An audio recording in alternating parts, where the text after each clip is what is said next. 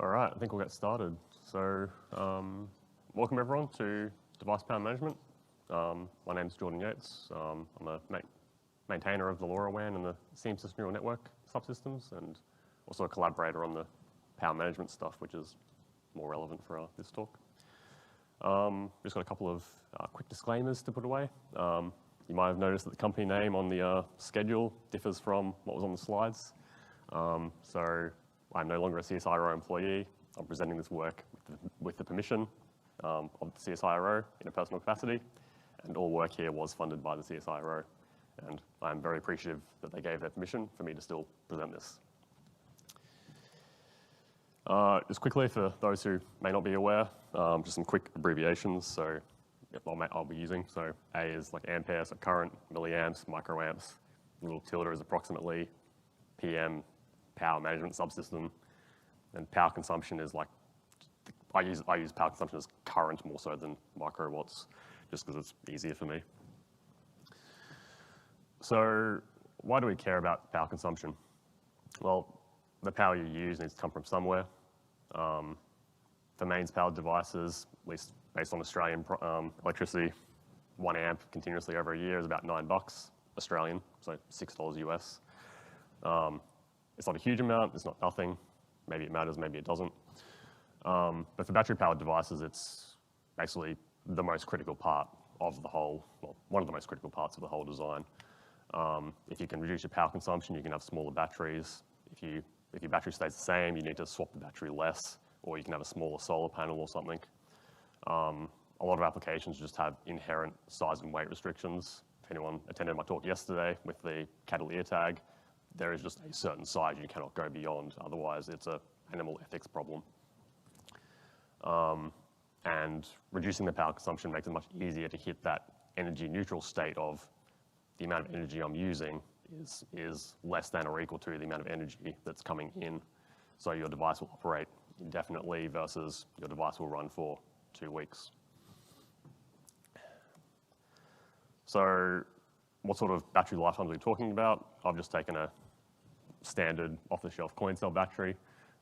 It is a small coin cell battery, but for say a 650 milliamp hour capacity, the difference between hitting 1 milliamp average current consumption, which might be 27 days, versus 10 microamps, where it's 7 years, like in an absolute sense, the difference between 1 milliamp and 10 microamps may not be a lot, but in terms of lifetime, it can be a really big, have a really big impact.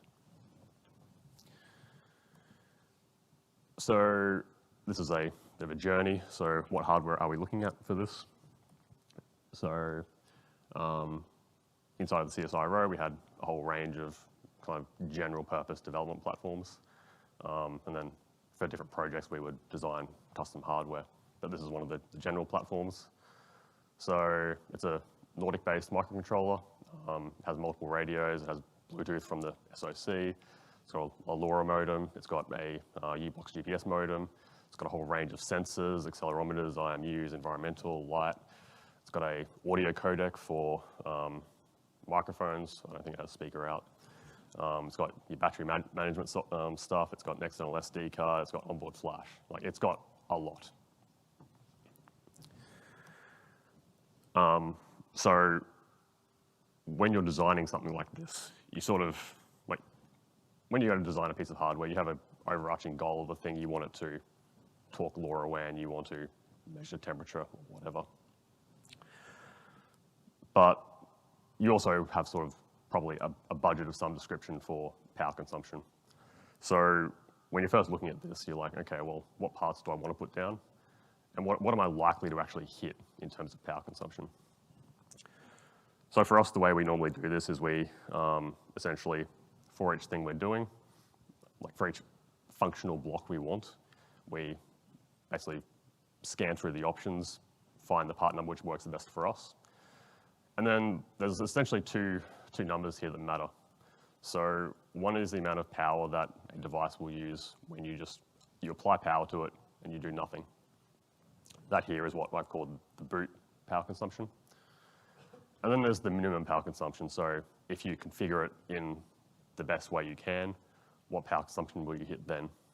And for some of these sensors, they're the same number. They boot up into their lowest power mode. But for others, that's very much not the case. So GPS modems, for example, are sort of notorious for you turn them on and they start running. 30 milliamps versus 15 microamps, that's a lot, right? So, but if you're looking for what's the theoretical minimum power consumption of your hardware, it's the minimum you're looking at.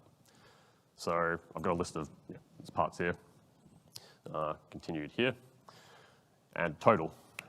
Now, you may remember from the start of the title of the presentation, Journey to 5 microamps, and then you look at that total minimum there, 300 microamps.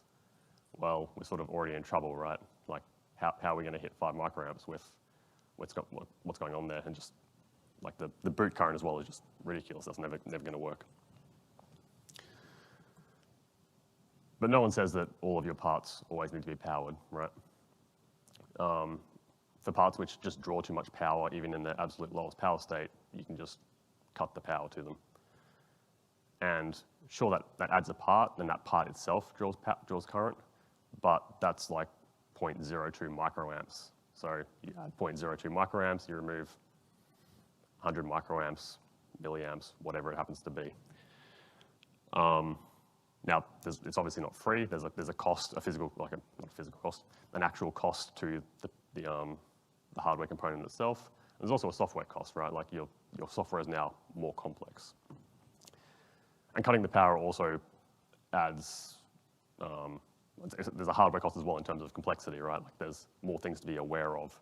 Like if you cut the power, if you cut the voltage on the power pin, but your communication bus is still powered, well, it's quite likely that power actually just flows back through those communication pins and then sort of half powers the peripheral, and then it's real annoying. So there's more stuff to be aware of. It can mean you need stuff like essentially switches on the communication lines as well. So how does this work on our development platform? So essentially throw in PowerPoint, we throw in what the minimum power is for all these peripherals, and then we sort of just partition those off based on what is always low power enough to just be always powered, and also like what things are likely to be used together, right? Now, you could put all of the high power stuff on off a single switch, and that would save you part numbers and stuff. But if you put your micro SD card and your GPS modem on the same switch, every time you want to write to your SD card, you've got to turn on your GPS modem, takes half a second to boot, 30 milliamps while it's running. So you need to be like cognizant of your application, what's likely to be turning on at what times, and sort of split your power, in a way that makes sense for that. I guess this really comes back to the fact that like power management is inherently a hardware thing. You can't just write really good software and suddenly get really good power consumption. It is a holistic thing of hardware plus software. So we've made our hardware, we've done our power domains. Now we get to Zephyr. So, okay, we've done our device tree, blah, blah, blah. We boot up upstream Zephyr, we run samples, hello world, flash it, and then how much power does it draw from the battery connector? Just as a side note, I guess, a lot of these graphs are from measured using an ODI arc. I would not have included this like 3 weeks ago, but they've really updated their licensing to be much more user-friendly, so I'm happy to give them a plug now. So we flash this application and we hit 2 milliamps. Now, that's much better than what you might have expected from the 32 milliamps boot current, but the power domain drivers are not enabled, and our power domains have a default off, so you get a bit better performance than what you would otherwise expect. If suddenly you just modify hello world to only, like just to add in the power domain drivers, well, suddenly we start, can you guys read the numbers on the power or not? Sort of? No? Okay. So essentially that's just The shaded area is just the time period over which we're measuring, and the average power consumption for that is 33 microamps. And on the previous one, it was 1.94 milliamps. So 1.94, turn on power domains, 33 milliamps. And that roughly matches our calculated baseline from the first few slides. And in that case, we know, okay, sweet, it's what we expect. There's probably no major hardware problems on the board. No one's thrown a 10 ohm resistor across our voltage line or whatever. So we've got our baseline. It's obviously not where we want to be. So what do we do next? Yeah, so I guess a bit about Zephyr device power management in general. Devices always default to the active state. Now, active state typically means the device is running, it's ready to run samples, to retrieve samples from.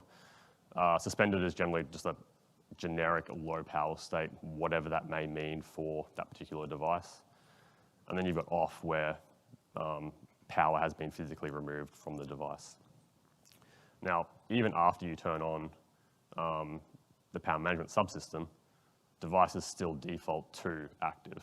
So just by turning on power management, you don't get any savings by default. So you need to take explicit action to get improvements from device runtime. And this doesn't only apply to external peripherals as well. It's also internal SoC blocks which may be powered or enabled or disabled or whatever. So UART, SPI, whatever. Some of these are more relevant than others. An I2C bus left on doesn't really matter. UART left on matters a lot. So some software guidelines, my opinions contained inside, beware. So basically the first opinion is that basically all drivers for all devices on the board should be enabled unless you have a very good reason. And the reason for that is because, as you saw in the table, there's a difference between what the boot power is and low power mode is. If you don't have a driver for that device, there's no way to go from one to the other. And there's an argument that could be made there about maybe there's some alternate minimal driver which only contains the transition logic, which could be a future improvement for the power management stuff, but that's neither here nor there at the moment. All instances of those devices, at least those that have a difference between the boot and the minimal power consumption, should have device runtime PM enabled. If you don't have it enabled, they will be in active mode and you will get boot, not minimum. That also implies that all drivers in that application need to be implementing PM. If you turn on PM on a device, but it's not implemented in software, well, it's not going to do anything, right? And this is true for all applications, even if you're only using a subset of the hardware. If your board is only measuring temperature once a minute, but you've got a GPS modem there, you still need the GPS modem to be enabled and in running runtime PM for it to actually be put into a low power state. So luckily, enabling all drivers is easier now than it was in the past. They're basically, most drivers these days are sort of just automatically enabled if they exist in device tree and if they're enabled. Sensors is okay because most of the time you turn on sensor anyway. But for some other drivers, it's worthwhile being aware of the high level dependencies. So what's a good example? I think the audio codec, at least in my tree, sits under a high level audio option. So if you don't turn on the audio subsystem, then your audio codec won't be enabled. So if you're trying to figure out why a device isn't running or whatever, obviously check your autoconf file. And if it's not enabled, well, start looking for some high level dependencies or run GUI config or whatever. So how do we actually turn on device runtime PM for all devices? Obviously, you can do it manually at runtime in your application with the function PM device runtime enable. The problem or challenge with that is that your application then needs to know every piece of hardware which is going to be on your board, which is fine for a single piece of hardware, But if you're trying to run the same application across 3 different boards, well, unless you just throw a whole mess of if-defs in your like main initialization code, you're not going to actually hit all of these things. So a couple of months ago, a year ago, whatever it was, I contributed PM device runtime auto. So this is a device tree level flag. You can set it in your board files for each device where this matters. And essentially what happens then is that after your device init function runs, it will automatically turn on device runtime PM for that device and transition it to its lowest power state. So without having to do anything in your application land, your devices will automatically transition to whatever the lowest power mode they will support from the software you've written. It is using device tree to configure software in some ways that may annoy purists, but like device tree is the mechanism we have to do per instance configuration. Kconfig is not really, and Kconfig has tried to transition away from that as much as possible because it used to be like UART 0, UART 1, UART 2, enable, and it was just a giant mess. And this only does anything as well if PM device runtime is enabled. If you have those flags in your board device tree and one application doesn't need it, it will just be ignored. So there's no cost to putting this flag on devices which support device runtime. Okay, cool. Okay, so for all of this to make any difference at all drivers need to actually implement power management.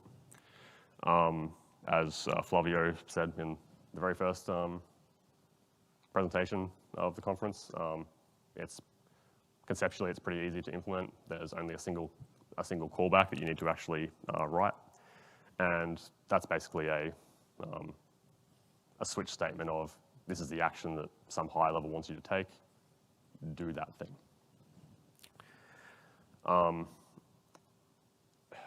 do we got here? Right, so when you start thinking about power management and initializing devices, there's other considerations to take, right? Like the init function runs at boot, but all of a sudden you've got devices sitting on power domains which aren't necessarily powered, right? So what does initialization mean if you physically can't talk to the device? And how do you set up your init function to actually do that properly?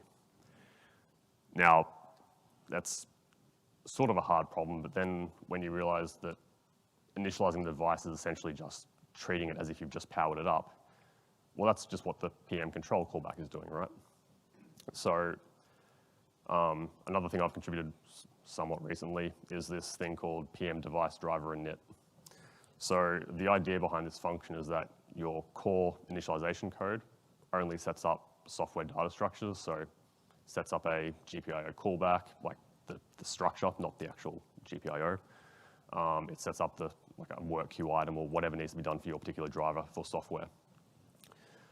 And then what happens is you essentially at the end of your init function, you finish it with PM device driver init, your device, and the power management callback. And what that does is that function automatically looks at the power state of the device. Is it powered, is it not? And runs the appropriate actions to bring up that device properly. So if it's powered, it will run PM device turn on. If it's not powered, it will just do nothing because there's nothing to do. But the real advantage of this is that if power management isn't turned on at all, it will just run action turn on, action active, action resume. Yeah, resume. And what this actually means is that even for people who don't care about power management at all in their applications, they're actually still testing the logic of those power management callbacks. So it gets a lot more, because like, at least from my view of how people are using it, it's a relatively probably underused subsystem in Zephyr, and actually exercising these callbacks and stuff is not necessarily well tested. But in this case, it's a single flow of logic, no matter whether power management is enabled or not. And that really simplifies drivers and actually supporting it properly.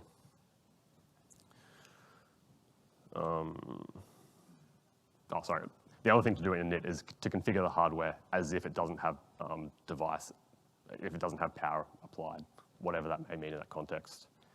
Probably it means driving GPIOs to like ground instead of floating or whatever.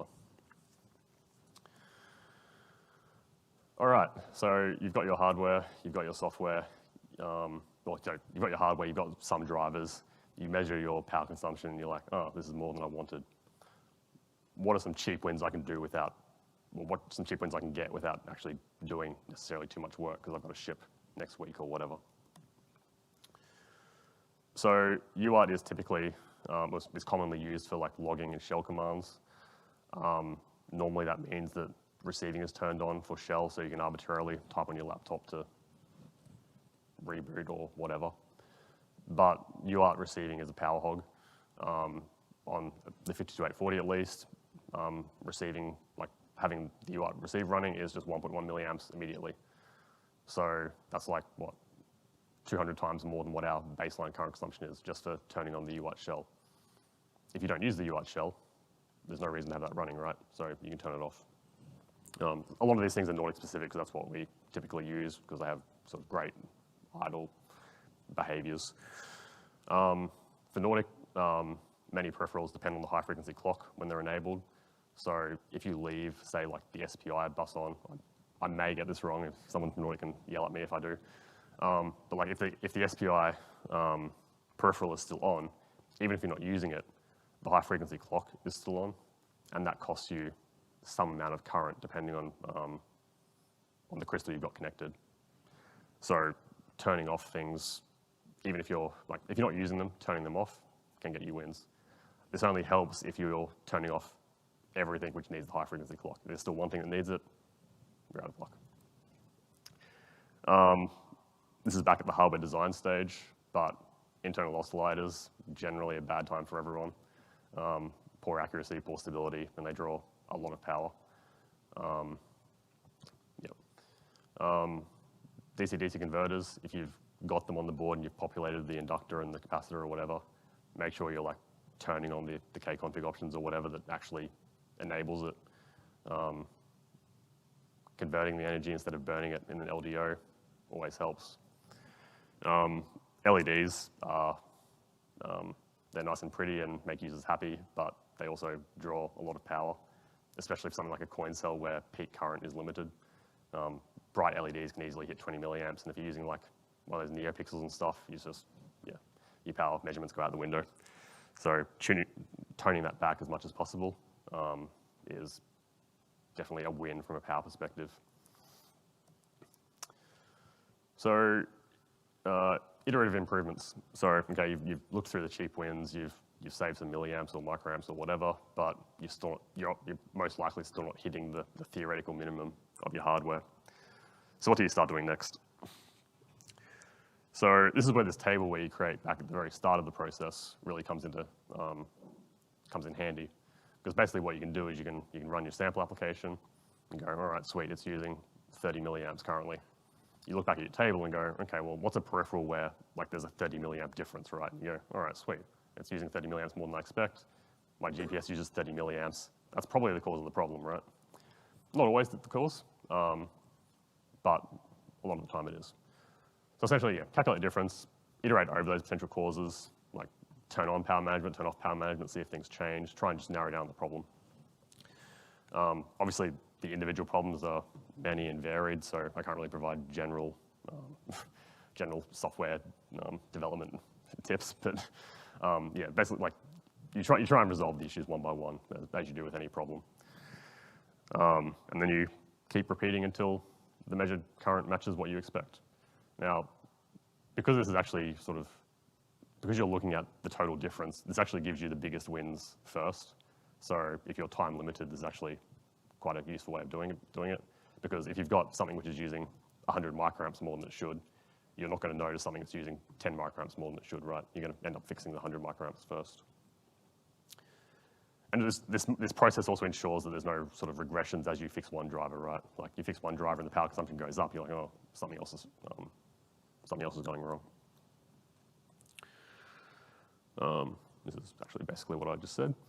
The one thing to keep in mind is that if it's using 100 microamps more, that could be two drivers using 50 microamps more, right? So it's not always a one-to-one mapping, but it's a useful first thing to look at. And if the driver doesn't implement PM, implement it. If it already implements it, yeah, get and put the device while you're measuring the current. If you get and put the device and the current consumption doesn't change, well, you know something's going wrong, right? Pin configuration. So floating pins are a pretty common cause of like just weird current consumptions. So down the right there, you can see like that's a power consumption, like a current curve, not a voltage curve. And it looks like weirdly analog, and it's, you know, it doesn't really match what you would expect. And this is typical of like the back powering problem that I mentioned back at the start. Like just floating pins in general, weird analog voltages, digital devices don't like that, and they have odd behaviors. So if you see something like this, it's probably a pin configuration issue. It's not being driven low, it's not being driven high, something like that. Another typical cause is just like there's a voltage across some resistor somewhere, right? So if you,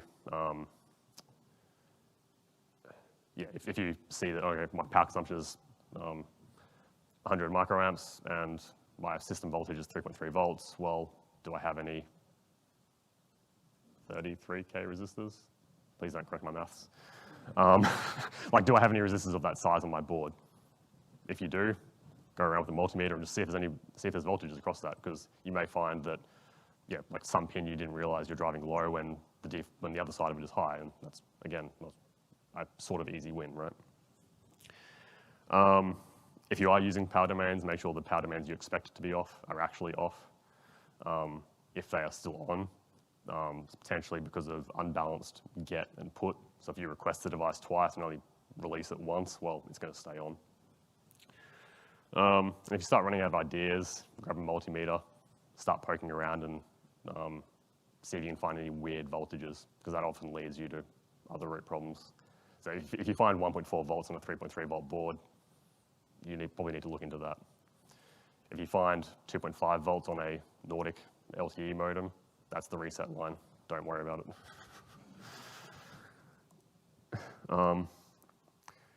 When you start getting super frustrated, you start looking at errata documents.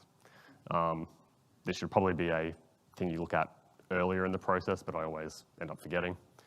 And just do a brief skim for anything which contains the words power or increased or whatever.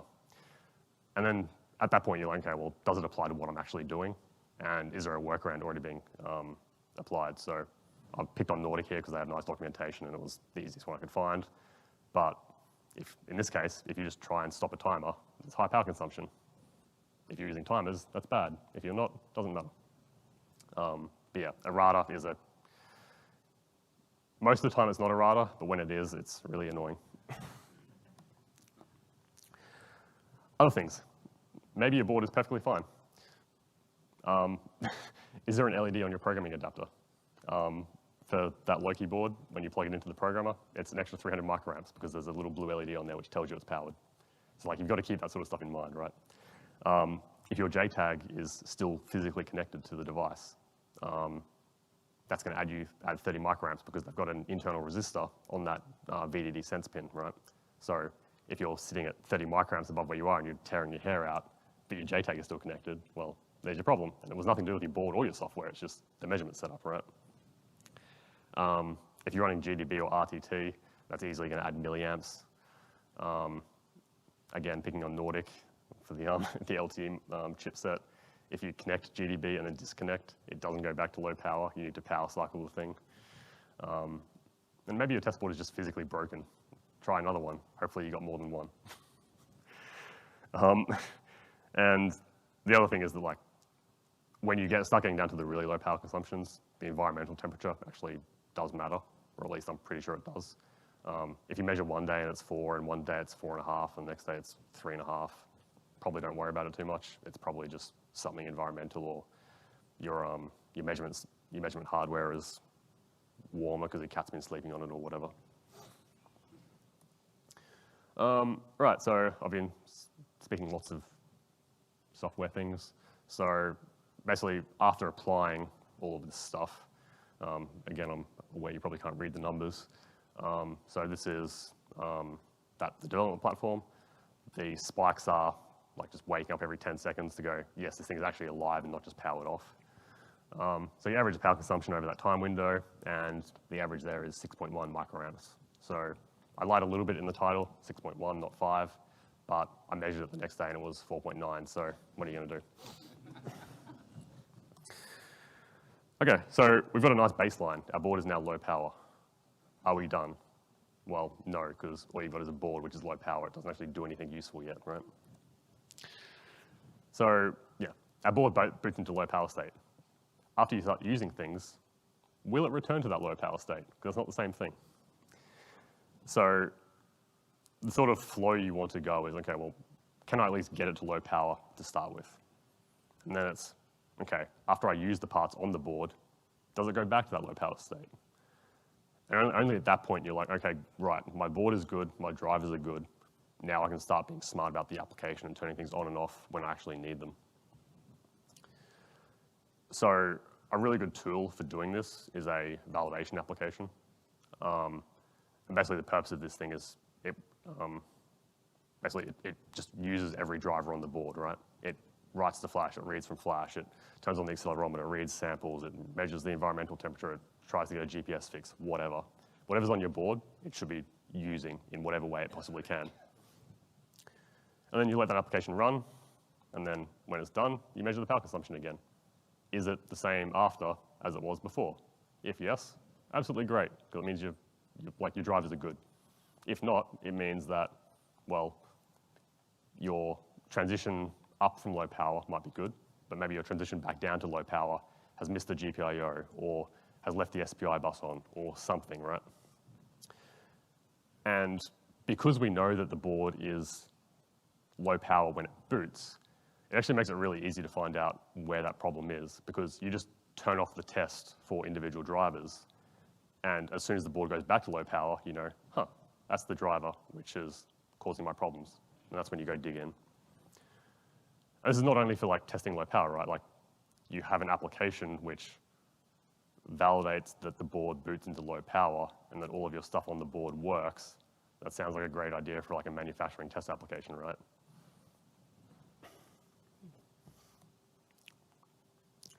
Well, this is basically what I just said.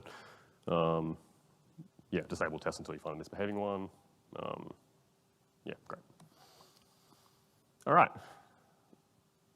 Your hardware's been proven to be low power. Your drivers have been proven to be low power. Now it's time to write application firmware. And this basically comes down to think critically about when data is needed, request things when you need them. If you no longer need them, release them. If you're getting a GPS fix every minute, but you only ever want to send it every 5 minutes, well, why are you doing that, right? Like, it costs you energy. And that's just like, that comes back to application requirements and just being smart about what you're doing. But basically, as you keep developing, keep profiling that application and compare it to the baselines. Normally, in your application process, you can find a spot in time where it's not really doing anything, and you can sort of measure that power consumption and go, okay, well, when my application isn't doing anything, and it's still either the minimum power consumption, or I understand why it's not the same thing. All right, that's it. Any questions?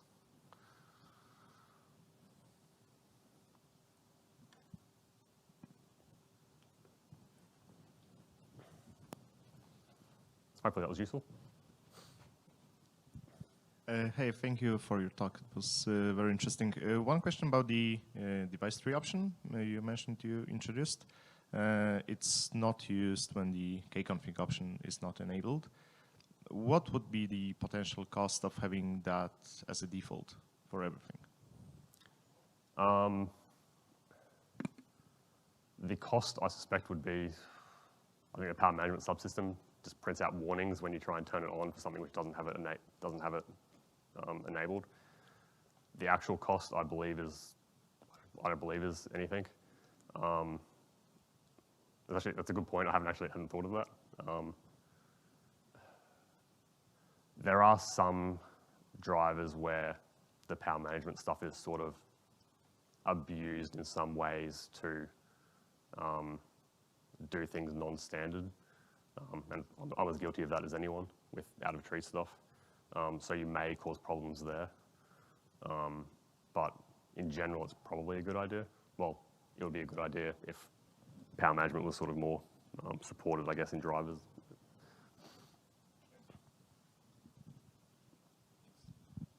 So if I wanted to study a particular driver that does a really good job of power management, do you have any recommendations? Like, is the BMA 400 a good one? Or is there even maybe a whole open source application that does a good job at low power as a reference?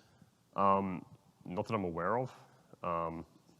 So I'm not exactly proud of this, but a lot of those drivers there, even though there are drivers in tree, I'm not using those drivers in tree because power management, a lot of this stuff was written several years ago when power management was in a worse state. And I have my own APIs for accelerometers and stuff, so it doesn't really make sense. Like, there's actually relatively few drivers in tree that do this properly. The SPI flash driver, SPI NOR, does a decent job if you ignore the idle and deep powered downstate stuff. But yeah, the SPI NOR is the one that comes to mind because it does the PM device driver init, and well, it doesn't turn on the device tree flag, but yeah, it does this. It does the software properly. So it's regarding the first question, why this option it's not enabled by default. So the reason it's because there are two types of power management for the device. There is this, that it's the runtime power management, but there are certain devices that don't use this, that they use the system managed power management for the device, that it's basically, they want it to be suspended only when the SoC it's being idle. So if you enable this, definitely this will mix it with this other behavior. So the device has to, opt to select this option if it's really needed. Yeah, thanks, Flavio. Yeah, sorry. The Nordic SoCs don't actually implement system power management, so I sometimes forget about it when I'm talking. But this is device runtime power management, not system power management. And yes, that option would conflict with. Yeah. So thank you. It was a great talk. So once your application is doing everything that you want and so on, and you reach the expected level, how can you ensure that there are no regression in an automated fashion on your following developments? Do you have, without having too much complex hardware stuff to? So I missed part of the PyTest talk. It was yesterday, and we don't currently have like hardware in the loop testing for this sort of stuff. But it was definitely on the roadmap to sort of get hardware in the loop testing in CI, where essentially the only application that really matters, well, not the only one that matters, but the one for the most bang for the buck is that validation application. If your CI runs that validation application, it tests all your drivers, and then you have a Nordic power profiler kit on the end of it, or an Audi Arc, or whatever you've got to measure power. You could hook that into PyTest, and after that test is finished, measure the power consumption, and then validate that, push it to the cloud somewhere, whatever. So you could track that over time. Applications are more complex because depending on the point in time that you measure it, you're going to get different values unless you average it over like a representative time thing, but that may take too long for CI. Like, basically for us, we make a new release, flash it, and then hook it up to our power thing for a few hours and just go, is this still what we expect? Okay, thank you. Thank you for the presentation. I've got a question in this iterative process in which you're trying out different drivers and devices. Are there any means on Shell right now to get the state of the device, the power management state, and probably like try to set it to these different states to actually see interactively as you're optimizing towards that? I'm wondering if that's something that's in the tree right now. So there possibly is, but this comes back to sort of in the cheap wins part, right? Like UART receiving is expensive, and so that may be helpful for stuff like a GPS driver, but when you're trying to get down to the lower levels where the difference is like 10, 20, 30 microamps, those differences are going to be swamped by whatever the UART is doing, right? So the shell sort of implies that you have UART turned on, right? And most of the time your problems are not with, oh, I forgot to turn my GPS driver off, because that's blindingly obvious. It's with the last 10, 15, 30 microamps, and you can't afford to have the shell on when you're doing that. Cool. Is there anything that you can do with simulators to help reduce power usage? Like, is there any sort of testing that you can do on a simulator before you get access to the hardware? I mean, anything is possible. It's, like, just conceptually, I think it's a hard problem because, like, hardware is complicated, and trying to simulate, like, or trying to emulate, I guess, the behavior of different devices, like the amount of time it would take you to write a simulator for, like, a U-Box GPS modem, like, that's going to be like a multi-year effort, right? Because, like, that's what their company is. It's a simulator which they turn into an actual thing, right? There's possibly some easy wins, but for us, especially with, like, when we've done multiple hardware, like, platforms, there's a lot of commonalities between the platforms in terms of peripherals. So you actually most of the time have most of the drivers you already need. So there's not, waiting the extra couple of weeks for the hardware to arrive is not normally a huge deal, because you have a previous hardware iteration, which is mostly what you need. And if it's not, you buy a dev kit, whack it on the shield, and, you know, it's not ideal, but it's a hard problem to solve, in my opinion.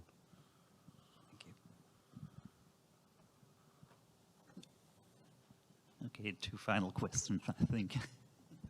Just a short comment on that. I'm working on a simulation framework called Renode, and we've been discussing that in multiple contexts.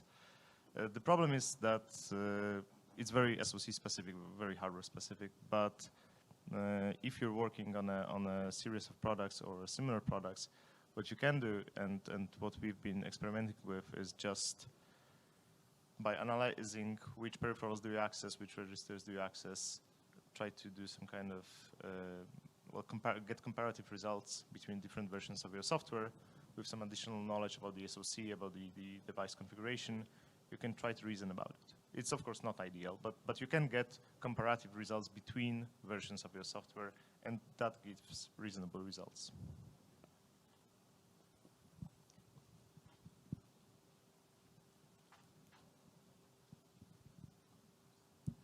So now that you've gone through all of this process multiple times, contributed quite a few features to the power management subsystem in Zephyr, do you think we still miss functionality there? What's the future of power management, specifically device power management? Yeah, so back when I first started, however many years ago that was, I had a whole host of stuff out of tree for power management, especially like at the subsystem level. These days, there's barely anything, if anything. I think the core of power management, at least device runtime, I'm not really plugged into the system stuff. I think device runtime is in a really good spot. It's got the functionality it needs. It solves problems.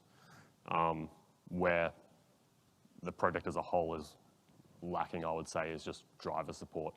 I really don't see any drivers upstream that, well, there's very few that actually try and do it properly. And I think it's because, well, a lot of sensors and stuff are just contributed by passers-by. They probably don't have the hardware set up to actually measure that, and even if they did, they may not care. So, like, I don't think it's worth blocking sensors because they don't support it. But, yeah, it's up to the people who care, I guess, to improve that situation. What about the built in the SoC IP blocks? Are those usually well implemented in terms of power management, as per your experience? Are you trying to get me to praise Nordic? Like, generally... No. I'm saying in general, because you use other chips as well, don't you? Not actually for SoCs, no. Okay, all right, fair enough. Historically, deep pass, yes, but that wasn't Zephyr. Right. Yeah, for Nordic drivers at least, yes, powering things on, powering things off works well. Pin control as well has also been a big improvement in this respect. Because some of the out-of-tree stuff I had was, okay, well, I turn off the SPI bus, but now I have to manually configure all these pins into weird states. Right. Pin control solves that, which is great. Yep. Which helps with those like floating pin issues that we were seeing. But yeah. Great. Glad to hear that. Okay, we are on time. Phil wants a Dixie question, Daisy Dick, whatever the, no? This is just a sort of a comment, but one thing that I think you missed was the final nuclear option of having to desolder off some chips. Sorry, yes. Because that does, sometimes chips lie about their absolute minimum power. If you no longer have any hair left from ripping it all out and you have a suspicion based on whatever, you grab out your soldering iron, you pull that chip off and see if it fixes it. You don't like doing that, and if you have one, you may not want to do that, but it's a solution. Okay, thank you. Thank you.